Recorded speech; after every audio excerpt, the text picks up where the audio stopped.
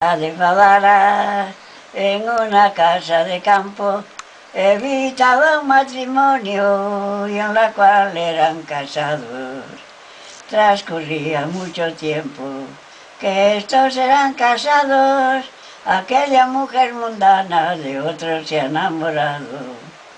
Y el pobre marido siempre, trabajando noche y día, para mantenerse los dos, y la mujer le decía: tienes que pedir 100 duros para pasar el invierno. A réditos los tomó hasta que pudo volverlos. El 19 de mayo, aquel infeliz tan bueno pensó marchar de Favara para devolver el dinero. Mañana voy de viaje, le dice el pobre marido, y la traidora contesta: yo también voy a ir contigo.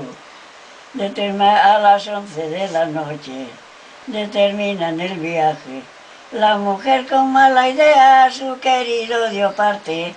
Comunicaron los dos, la mujer y su querido, a dónde habían de salir para matar al marido. Joder. Es que llegaron al sitio. Aquel hombre desgraciado, la traidora le decía: siéntate y echa un cigarro.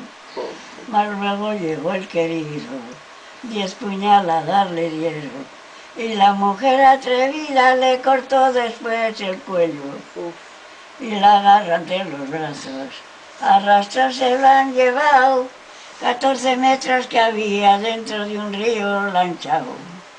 Y aquí termina este crimen, y aquí termina este horror, aquí termina este crimen, que entristece el corazón. Es que esto de que llegue segundo...